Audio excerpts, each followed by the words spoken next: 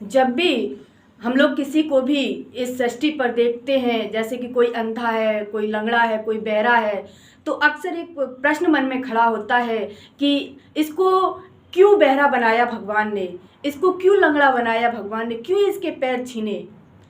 हम नियति पर प्रश्न खड़ा करने लगते हैं, लेकिन सच तो ये है कि भगवान कभी भी किसी को ना तो लंगड़ा बनाता है और ना ही बहरा बनाता है।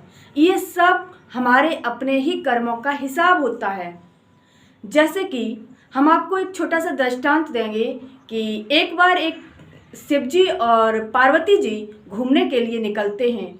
जब वो विचरण करने निकलते हैं तो देखते हैं कि एक नदी होती है बीच में, उसमें काफ़ी बच्चे स्नान कर रहे होते हैं, बड़े खुश होते हैं। लेकिन एक बच्चा जो कि मासूम सा एक किनारे पर बैठा होता है और वो देखता है, लेकिन वो वहाँ पर जाकर के नहा नहीं सकता उन बच्चों के साथ, क्योंकि उसके ना तो हाथ थे और ना ही पैर थे। वो बच्चा सिर्फ बैठा हुआ था। ये देख कर के पार्वती जी के मन में एक शंका हुई और उन्होंने शिव जी से कहा कि प्रभु, क्या बात है जो ये बच्चा एक किनारे पे बैठा हुआ है और बाकी के सारे बच्चे आनंद से खेल रहे हैं, इस नदी में नहा रहे हैं, ये बच्चा क्यों नहीं ऐसा कर रहा है।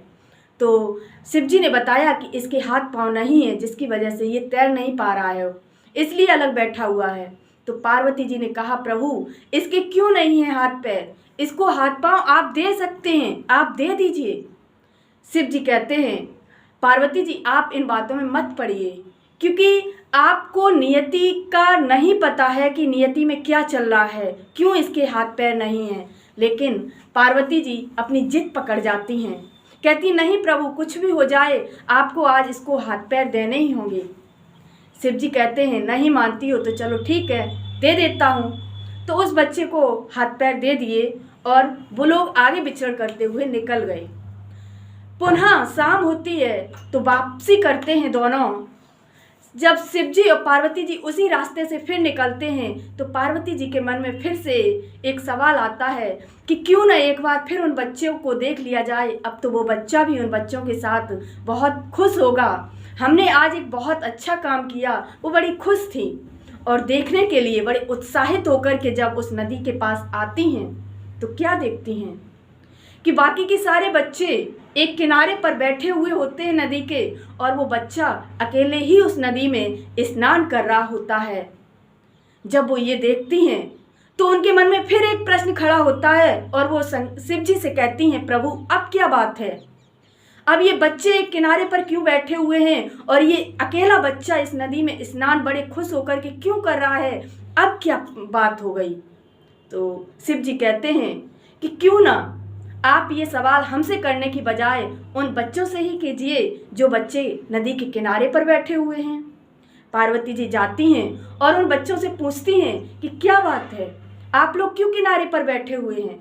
तो वो बच्चे कहते हैं कि ये जो अकेला बैठा हुआ था, जैसे ही इसको हाथ पैर मिले तो ये नदी में आकर के हम सबको डुबाने का कार्य करने लगा। हम सब लोग खुश थे, खुशी खुशी से नहा रहे थे और ये पहुंचा और इसने पहुंचते ही हम लोगों को एक एक करके डुबाना शुरू कर दिया। इसलिए डर की वजह से सहमे हुए हम सब इस नदी के किनारे पर बैठे हुए हैं। ये सुनकर के पार्वती जी शिव जी के पास आती हैं और कहती हैं, प्रभु ये क्या रहस्य है, हमारी समझ में नहीं आता। शिव जी ने कहा, मैंने पहले ही कहा था आपसे कि नियति जो कर रही है उस पर आप प्रश्न खड़े मत कीजिए, नियति के विरुद्ध मत जाइए। नियति जो करती है वो सब अच्छे के लिए करती है। तो पार्वती जी कहती, नहीं प्रभु अब आपको हमें इसके बारे में बताना भी होगा। तो जब पार्वती जी इस तरीके से जिद करने लगती हैं तो शिव जी बताने लगते हैं कि इस बच्चे ने जो पिछले जन्म था इसका, उस जन्म में नदी में तैरते हुए जितने भी बच्चे होते थे उनको एक एक करके डुबाने का कार्य किया था। इसने लोगों के हाथ पैर छीने थे, इसकी वजह से प्रकृति ने इसके हाथ पांव छीन लिए, जिससे वो आभास कर सके, उसको जन्म दिया लेकिन हाथ पैर छीन लिए, जिससे इसको आभास हो सके कि जब हाथ पैर नहीं होते हैं तो इंसान पर क्या गुजरती है। इसलिए ये अकेला बैठा हुआ था, लेकिन आपके कहने पर मैंने इसको हाथ पांव दे दिए। तो इसके जो पिछले संस्कार थे, जो पिछले जन्म के संस्कार थे, वो फिर से रिपीट हो गए और वो फिर से वही कार्य करने लगा जो करता था, बच्चों को डुबोने का। तो यही है इस कहानी का रहस्य कि हर किसी को प्रकृति उसके हिसाब से ही, उसके कर्मों के हिसाब से परिणाम देती है और उस परिणाम को उसको भुगतना होता है। इस पर हम कभी भी कोई भी प्रश्न खड़ा करने के लिए अधिकार नहीं रखते हैं। ये प्रकृति की देन है, जो भी होता है अच्छे के लिए होता है। इसीलिए कहते हैं कर्मों को हमेशा बहुत सोच समझ कर कीजिए।